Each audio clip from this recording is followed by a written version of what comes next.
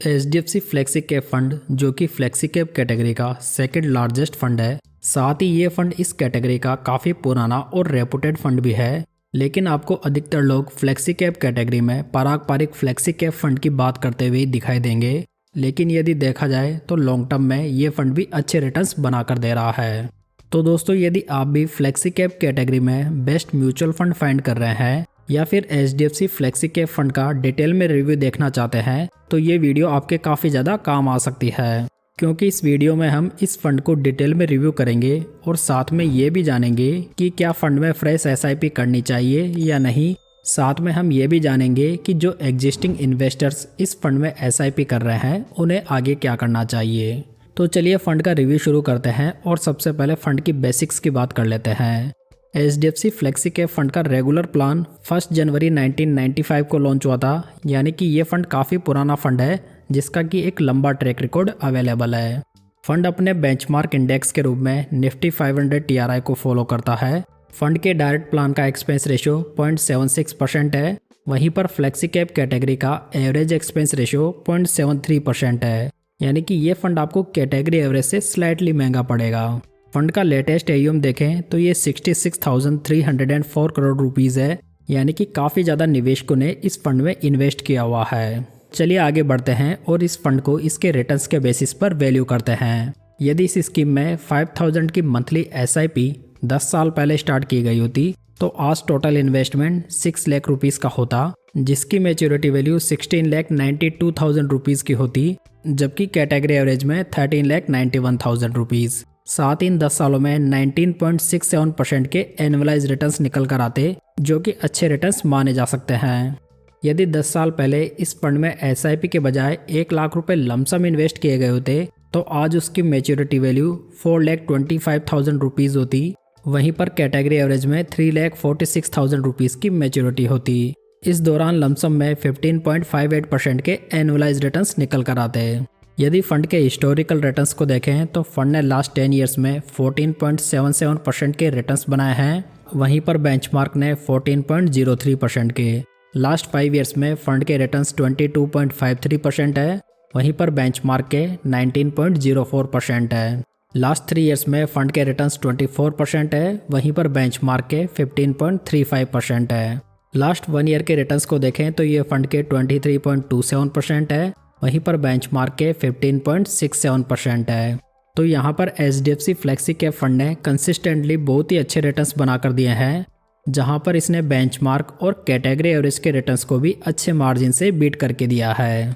Next अब हम इस फंड के रिस्क रेशियोज को देखते हैं। अगर अल्फा की बात करें तो ये फंड का 8.45% है। वहीं पर कैटेगरी एवरेज का ओनली 0.53% है। अल्फा रेशो जो होता है वो बेंचमार्क से अधिक बनाए गए रिटर्न्स को बताता है। तो यहाँ पर ये फंड कैटेगरी एवरेज से काफ़ी अच्छा अल्फा जनरेट करके दे रहा है, जहाँ पर इसकी रैंक 69 फंड्स में से 3rd है। बीटा की बात करें तो ये फंड का 0.86 है। वहीं पर कैटेगरी एवरेज का 0.91 है। बीटा रेशो जो होता है वो फंड की वॉलेटिलिटी को मेजर करता है। तो यहाँ पर फंड कैटेगरी एवरेज से कम वॉलेटाइल है, जहाँ पर इसकी रैंक 18th है। साप रेशो देखें तो ये 1.34 है। वहीं पर कैटेगरी एवरेज का 0.69 है। साप रेशो ये बताता है कि फंड कितने रिस्क फ्री रिटर्न्स बनाकर दे रहा है। तो यहाँ पर फंड कैटेगरी एवरेज से काफ़ी अच्छे रिस्क फ्री रिटर्न्स जनरेट कर रहा है। बात करें स्टैंडर्ड डेविएशन की तो ये फंड का 12.31 है। वहीं पर कैटेगरी एवरेज का 13.21 है। स्टैंडर्ड डेविएशन रेशियो ये बताता है कि फंड के जो रिटर्न्स है वो उसके हिस्टोरिकल एवरेज रिटर्न से कितने ज़्यादा डेविएट हो सकते हैं। तो यहाँ पर फंड का डेविएशन लगभग कैटेगरी एवरेज के अकॉर्डिंग ही है, जो कि ठीक माना जा सकता है। तो कुल मिलाकर फंड के रिस्क रेशियोज काफ़ी शानदार दिखाई दे रहे हैं।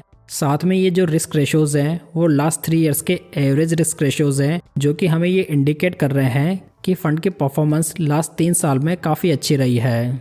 चलिए दोस्तों, अब फंड का पोर्टफोलियो देख लेते हैं। यदि नंबर ऑफ स्टॉक्स की बात करें तो फंड के पोर्टफोलियो में 53 स्टॉक्स मौजूद हैं। टॉप 10 स्टॉक्स का वेटेज 55.62% है। पोर्टफोलियो का PB रेशियो देखें तो ये 3.65 है। वहीं पर इसका PE रेशियो 24.82 है।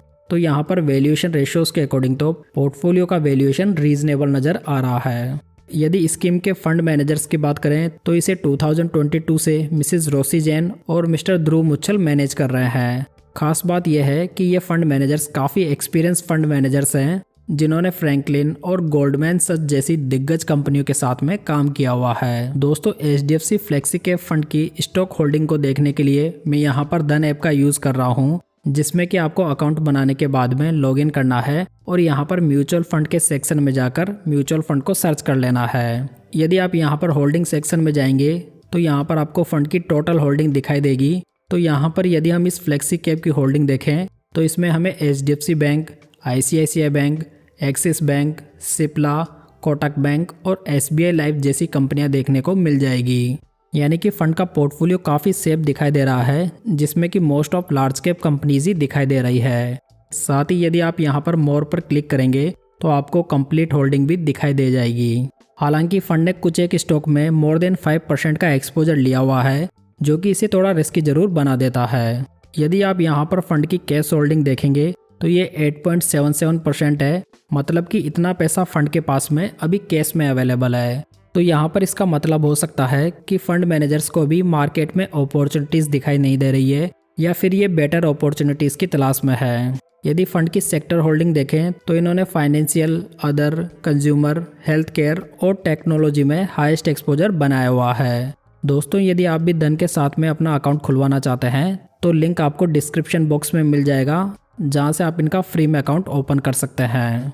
तो यहाँ पर HDFC के इस फ्लेक्सी कैप फंड ने फाइनेंशियल सेक्टर में भारी भरकम इन्वेस्ट किया हुआ है, मतलब कि ये फंड अभी फाइनेंशियल सेक्टर पर काफ़ी ज़्यादा बुलिश है। सो यदि आने वाले समय में फाइनेंशियल सेक्टर अच्छा करता है तो ये फंड भी डेफिनेटली अच्छा करेगा।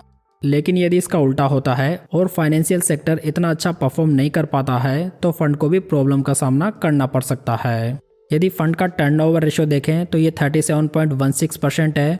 टर्नओवर रेशो ये बताता है दोस्तों कि पोर्टफोलियो स्टॉक्स में फंड मैनेजर एक साल में कितने चेंजेस करता है, यानी कि कितनी बार स्टॉक्स को बाई एंड सेल करता है। तो यहाँ पर फ्लेक्सी कैप फंड के हिसाब से ये टर्नओवर रेशो ठीक माना जा सकता है।